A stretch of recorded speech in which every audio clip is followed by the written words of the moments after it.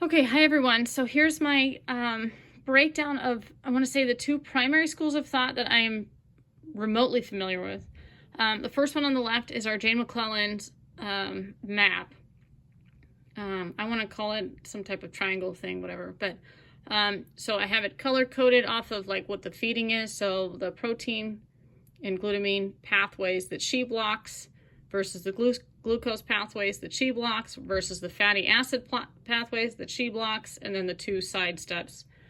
So that essentially is hers in a nutshell. And then we have McKinney's fourth edition. That's the Naturopathic Oncology, and he breaks this down differently. I have these arrows where they're the same. So like the P13K pathway is also in Jane McLelland's, AKT, mTOR. Those are also in Jane and IGF-1. So those are the same. I was really thinking there would be more overlap, but if all of us are doing Jane McLelland's pathways and McKinney thinks we need to be doing these pathways, then I could see where we might not have the success that we're looking for. I did total them depending on how you counted, IGF-1, 2. So Jane McLelland's, and then she had two versions with some additional protein pathways. So she had between 22 and 25 pathways to block versus McKinney had about 20 pathways to block. But I started to look into the McKinney's so that I could start to figure out, first off, what color are they, right? Is it a glucose? Is it a protein? Is it a fatty acid? Like where does this fit in? Is it a hormone? So I think I'm gonna start focusing my efforts more on this. Focus my efforts more on this right side. That is from his ovarian cancer specific, not chapter, but it's a group of maybe 5 to 6 pages that I showed that picture in the group already. So I'm going to go ahead and I took a picture of this, so I'm going to delete that picture to make sure there's no copyright infringement, and I'll put this analysis in here. In some cases, there were some other names for things. So the HER2 is also known as the ERBB2. The EGFR, epithelial growth factor receptor. Endothelial, not endothelial growth factor receptor 1 is also known as HER1. So you have HER1 and HER2. Your VEGF, your vascular epithelial growth factor, that is broken down into PDGF, FGF, and EGF.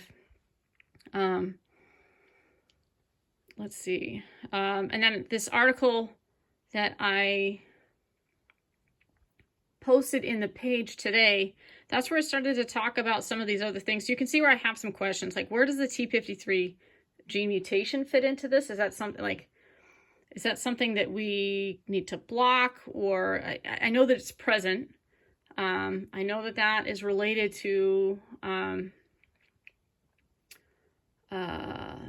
think it's related to like the apoptosis. Maybe I guess I need to double check on that. But this article talked about a few other things. So FOXM1, MECOM, SOX17, PAX8.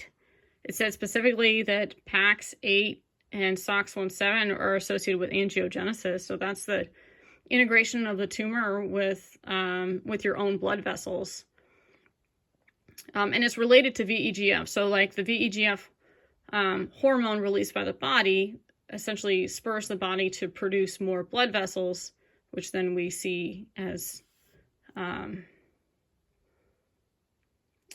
which is where like something like Avastin is designed to block, is a VEGF disruptor. One article that I read talked about Avastin alone having moderate results. Some, I don't want to get too overexcited. Like I would say moderate at best. And so the assumption is that the cancer is finding other pathways to get the blood supply that it needs. Another thing that this brought up, this is the second time I've seen this brought up. So if I haven't posted it already, there was an article on,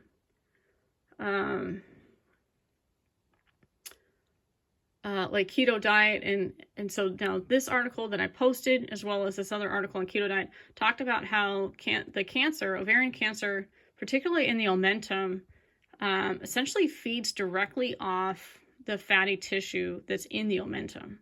So not necessarily directed, not necessarily getting its energy source from your blood supply and all the nutrients in your blood supply. It's essentially like eating your fatty tissue directly.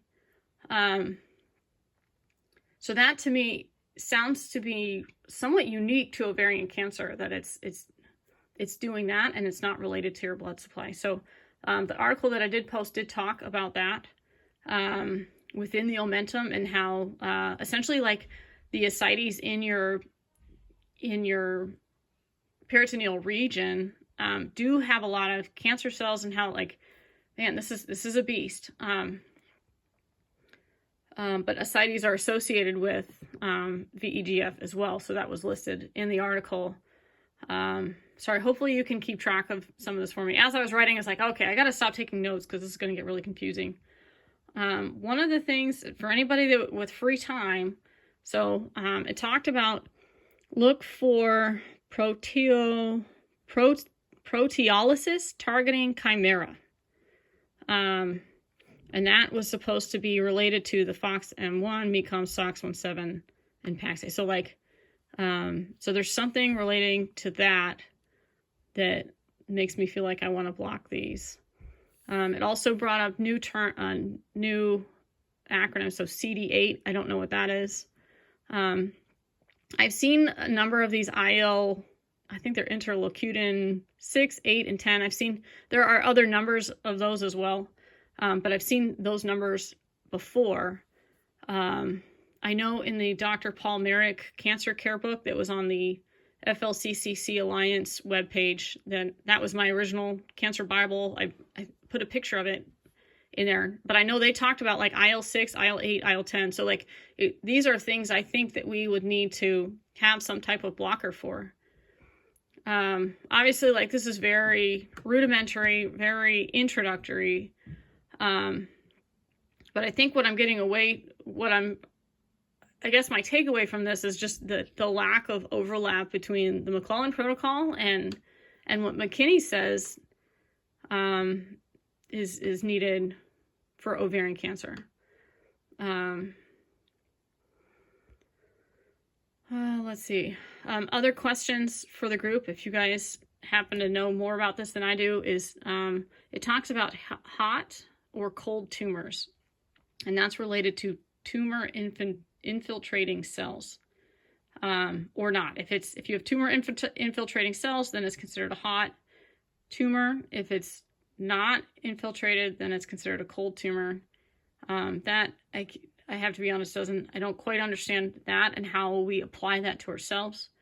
And then it also talked about immune checkpoint inhibitors, ICIs. The article talked about like essentially minimal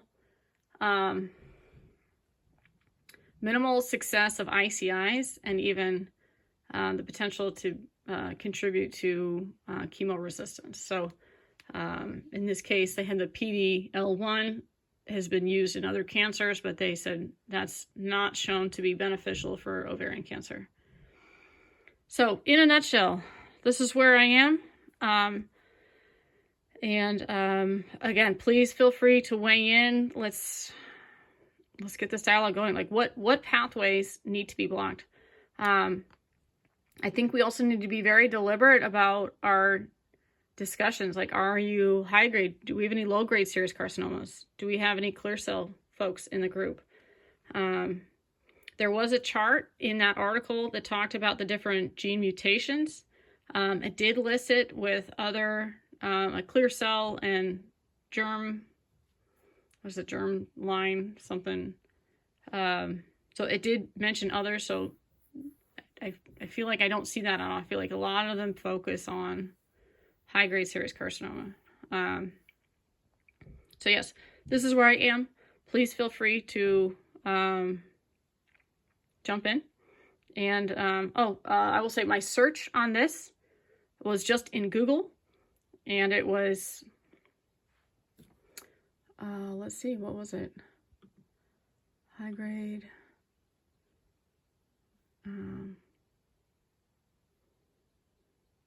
I think I just did. I did high grade serous carcinoma signaling pathways. I did a Google search on that, and then scrolled until I found something that seemed relevant. That was through jci.org. So that is the Journal of Clinical Investigation. I was thankful that such a new article that was published in January of 2024, such a new article was available for me to download in its entirety, so for free. So I was thankful for that. And okay, yeah. So this is another page in our chapter. So again, let me know what you think, and let's keep digging. Take care. Bye.